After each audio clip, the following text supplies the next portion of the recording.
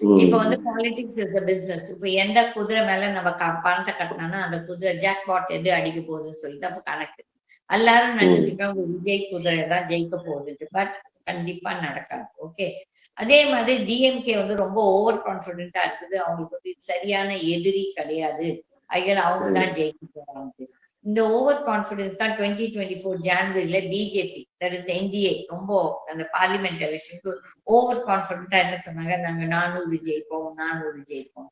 400 என்ன ஆச்சு, 240 பேர் பிஜேபி வந்து அதுமே கொள்ளடிச்ச ஓட்டுல தான் 140 சீட் 100 சீட் ஜெயிச்சிருக்காங்க. 140 கோல்மால் பண்ணி 240 சீட் ஜெயிச்சிருக்காங்க. அப்பவும் அவங்க வந்து அலையன்ஸ் பார்ட்னர்ஸ்க்கு சப்போர்ட்டோட தான் இன்னைக்கு ஆட்சியில இருக்காங்க.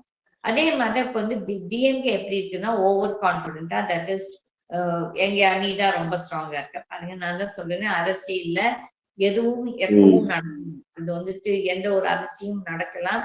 இந்த வந்துட்டு அதிமுக இருக்க ஒரு சில முதுகெலும்பு இதுங்கெல்லாம் தலைவர்கள் கிடையாது. இவங்கெல்லாம் சந்தர்ப்பவாதி. இந்த சந்தர்ப்பவாதிகள் எல்லாம் போய் அங்க சேர்ந்திருக்காங்க. I think not wrong some JCD Prabhakar something அங்க போய் சேர்ந்திருக்காங்க.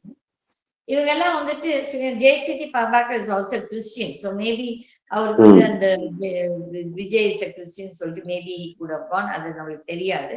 பட் இதெல்லாம் ஒரு பெரிய இல்லை. இப்ப வந்துட்டு அப்படி ஓபிஎஸ்ஓ இல்லாட்டி ஜேசிடி பிரபாகர் இவங்க எல்லாம் ஒரு மக்கள் தலைவர்களா இருந்தாங்கன்னா அப்ப மக்கள் நம்பி போனா கண்டிப்பா ஜெயிக்கலாம்.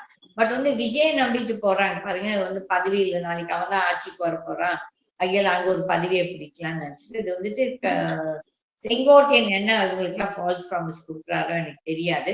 இல்லாட்டி அமித்ஷா என்ன அஜெண்டா இது செங்கோட்டையன் கொடுத்துருக்காரோ அங்க போய் தாவைக்கால என்ன பண்ணணும்னு சொல்லிட்டு